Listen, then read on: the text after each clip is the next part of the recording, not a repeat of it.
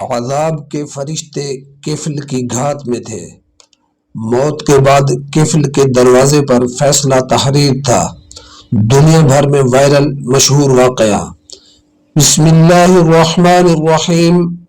ازل تا ابد روشنی کے سامعین محترم، السلام علیکم ورحمۃ اللہ۔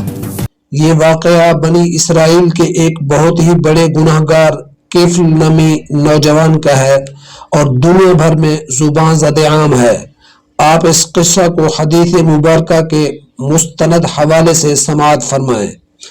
حضرت عبداللہ ابن عمر رضی اللہ عنہ فرماتے ہیں کہ انہوں نے رسول اللہ صلی اللہ علیہ وسلم سے سنا کہ آپ فرماتے ہیں کہ بنی اسرائیل میں کفل نامی ایک نوجوان تھا جو ہمیشہ دن رات برائیوں میں پھنسا رہتا تھا۔ کوئی سیاہ کاری ایسی نہ تھی جو اس سے چھوٹی ہو، نفس کی کوئی ایسی بری خواہش نہ تھی جو اس نے پوری نہ کی ہو۔ ایک مرتبہ ایک عورت کو 60 دینار دے کر زنا کاری کے لیے آمادہ کیا۔ جب تنہائی میں اپنے برے کام کے ارادہ پر تیار ہوا تو وہ نیک بخت عورت بید کی طرح تھرانے لگی۔ اس کی آنکھوں سے آنسوؤں کی جھڑیاں لگ گئیں، چہرے کا رنگ فق ہو گیا، رونگٹے کھڑے ہو گئے۔ کفل حیران ہو کر پوچھنے لگا، آخر اس ڈر اور وحشت کی وجہ کیا ہے؟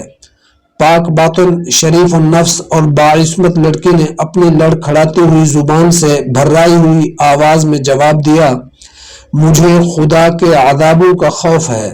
ہمارے پیدا کرنے والے خدا نے ہم پر یہ کام حرام کر دیا ہے۔ یہ فعل بد ہمیں ہمارے مالک کے سامنے رسوا کر دے گا۔ منعم حقیقی محسن قدیمی کی یہ نمک حرامی ہے۔ واللہ میں نے کبھی بھی خدا کی نافرمانی پر جرأت نہیں کی۔ ہائے فقر و فاقہ نے، کم صبری اور مجبوری نے آج یہ روز بد دکھایا کہ جس کی لونڈی ہوں اس کے سامنے اس کے دیکھتے ہوئے اس کی نافرمانی کرنے پر آمادہ ہوں۔ اپنی عصمت بیچنے اور اپنے اچھوتے دامن پر دھبا لگانے کے لیے تیار ہو گئی ہوں۔ لیکن اے کفل، خوف خداوندی مجھے گھلائے جا رہا ہے۔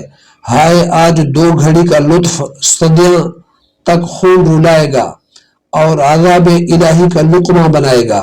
اے کفل، خدا کے لیے اس بدکاری سے باز آ اور اپنی اور میری جان پر رحم کھا۔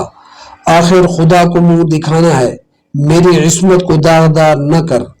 اس نیک نہاد پاک باطن عصمت مآب لڑکی کی پرتاثیر تقریر اور بے لوث سچی مخلصانہ خیر خواہی نے کفل پر گہرا اثر ڈالا، اور چونکہ جو دل کی بات ہوتی ہے دل ہی میں اپنا گھر کرتی ہے، ندامت اور شرمندگی چوطرف سے گھیر لیتی ہے اور عذاب الہی کی خوفناک شکلیں در و دیوار سے دکھائی دینے لگیں۔ اپنے انجام پر غور کر کے اپنی سیاہ کاریوں کو یاد کر کے وہ رونے لگا اور کہنے لگا، اے پاک باز عورت، تو محض ایک گناہ اور وہ بھی ناکردہ پر اس قدر کبریائے ذوالجلال سے لرزاں و ترساں ہے، جبکہ ہائے میری تو ساری عمر انہی بدکاریوں اور سیاہ اعمالیوں میں بسر ہو گئی ہے۔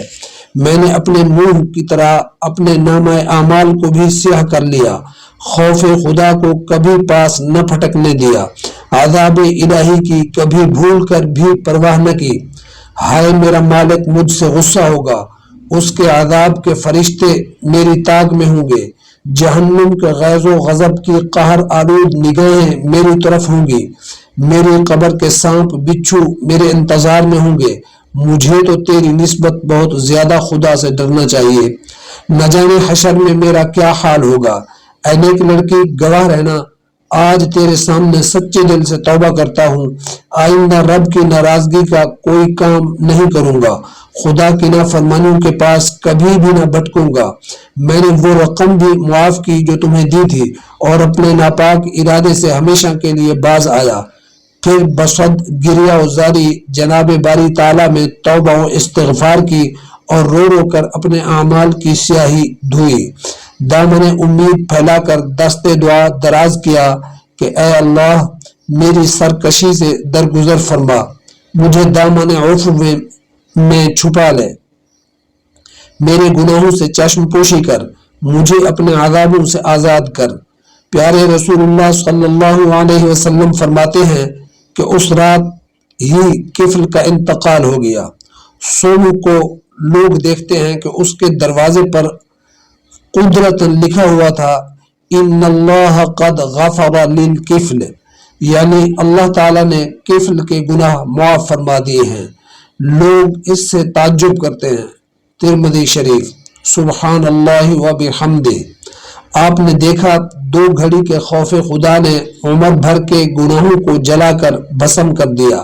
سنو اور کان کھول کر سنو، خوف خداوندی تمام نیکیوں سے بڑی نیکی ہے اور تمام برائیوں سے بڑی برائی ہے۔ خوف خدا اور خشیت الہی اور تقوی کا نہ ہونا ہے۔ فرمان رسول ہے رأس الحکمت مخافت اللہ، دانائی کی بنیاد خوف خدا ہے۔ فی امان اللہ۔